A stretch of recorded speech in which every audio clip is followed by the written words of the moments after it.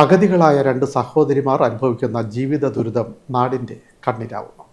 കുത്തിയതോട് കാനാപറമ്പ് ലക്ഷംവീട് കോളനിയിലെ രണ്ട് സഹോദരിമാരാണ് ദുർഗന്ധം വമിക്കുന്ന വെള്ളത്തോട് മല്ലിട്ട ജീവിതം നയിക്കുന്നത്. കുത്തിയതോട് പഞ്ചായത്തിലെ 13-ാം വാർഡ് കാനാപറമ്പ് ലക്ഷംവീട് കോളനിയിലെ 75 വയസ്സുള്ള രാധയും 55 വയസ്സുള്ള ഉഷയുമാണ് മലിനജലം കെട്ടിനിൽക്കുന്ന വീട്ടിൽ ജീവിതം തള്ളി നീക്കുന്നത്. 10ഓളം ലക്ഷംവീട് കോളനികളാണ് ഇവിടെയുള്ളത്.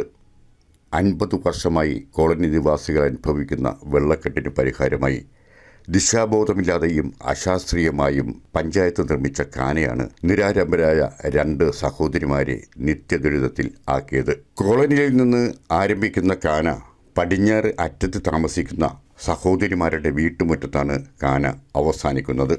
മഴക്കാലത്ത് കോളനിയിലെ മലിനജലം ഒഴുകിയെത്തി തളം കെട്ടി നിൽക്കുന്നത് ഈ സഹോദരിമാരുടെ വീട്ടുമുറ്റത്താണ്. നിർമ്മാണഘട്ടത്തിൽ ഇവരുടെ എതിർപ്പ് വകവയ്ക്കാതെയാണ് പഞ്ചായത്ത് അംഗവും അധികൃതരും ചേർന്ന് കാന നിർമ്മിച്ചതെന്ന് ഉഷ പറയുന്നു. വെള്ളക്കെട്ടിൽ നിന്നാണ് ഞങ്ങൾക്ക് അസുഖങ്ങൾ വരണത്. ചേച്ചിക്ക് എപ്പോഴും അസുഖങ്ങൾ വരണത് ഈ വെള്ളക്കെട്ടിൽ നിന്നാണ്. കാലിൻ്റെ അസുഖം അങ്ങനെ അത് കൊണ്ടുപോകാൻ പോലും പറ്റാത്തൊരു സാഹചര്യങ്ങൾ. ആ ചേട്ടനെയൊക്കെ വിളിച്ചിട്ട് വേണം കസേരയിൽ ഇരുത്തിയാണ്. അതല്ല ഇപ്പോൾ ഇവരിപ്പോൾ ഇതൊക്കെ ഇട്ട് വന്നിട്ട് ഇവിടം വരെ കൊണ്ടുവന്ന് കെട്ടി വെച്ചിരിക്കും. ഞങ്ങൾ ഇടണ്ടെന്ന് പറഞ്ഞതായിരുന്നു. എന്നിട്ടും ഇത് കൊണ്ടുവന്ന് ഇങ്ങനെ വെച്ച് തന്നു. പിന്നെ മെമ്പർ വന്ന് ലാസ്റ്റ് ഇത് അടച്ച് വെച്ച് എന്നിട്ടിപ്പോൾ അവർ മറ്റവരുടെ പരാതി കൊടുത്ത കാരണം ഇപ്പം ഇത് തുറന്ന് വെച്ച് ഇപ്പം ഇത് ഈ പരിപാടി തുറന്നിട്ട് നിങ്ങളുടെ പറമ്പിലേക്ക് തന്നെ നമ്മുടെ പറമ്പിലേക്ക് തന്നെയാണ് ഈ വെള്ളം ഇങ്ങനെ വരുന്നത്. വെള്ളം എവിടെ ഒഴുകിപ്പോകണം എന്ന ദിശാബോധമില്ലാതെ പണിത കാനയിൽ നിന്ന് ഒഴുകിയെത്തുന്ന വെള്ളക്കെട്ടിന് ദുർഗന്ധവും പുഴുക്കളും നിറഞ്ഞ് ഈ സഹോദരിമാരുടെ ജീവിതം കൂടുതൽ ദുരിതപൂർണമാക്കി. ഇന്ന് കാലിൽ ബൂട്ടിട്ടാണ് ഇവർ പുറത്തിറങ്ങുന്നത്. വെള്ളത്തിലിറങ്ങി തീറ്റി വീണ് കാലൊടിഞ്ഞ് മാസങ്ങൾ കഴിയേണ്ടി വന്നു ഉഷയ്ക്ക്. സമീപത്തെ ചെമ്മീൻ കമ്പനിയിൽ ജോലിക്ക് പോയാണ് ഉഷയും സഹോദരിയും നിത്യവൃത്തി നടത്തുന്നത്.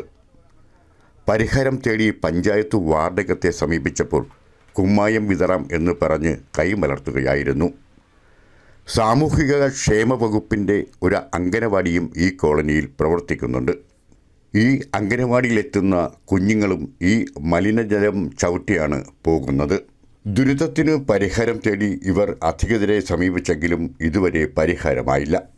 വെള്ളം എവിടേക്ക് ഒഴുക്കിവിടും എന്ന വസ്തുത വലിയൊരു ചോദ്യചിഹ്നമായി തുടരുന്നു. നിരാലംബരായ ഈ അഗതികളായ സഹോദരിമാർ അനുഭവിക്കുന്ന ദുർഗതിക്ക് പരിഹാരം ഉണ്ടായേ തീരൂ. അതിനായി അധികൃതർ കണ്ണു തുറക്കും എന്ന പ്രത്യാശയിലാണ് രാധയും ഉഷയും ഇന്ന് കാത്തിരിക്കുന്നത്. തുറവൂരിൽ നിന്നും പ്രസാദ് കൃഷ്ണൻകുട്ടി.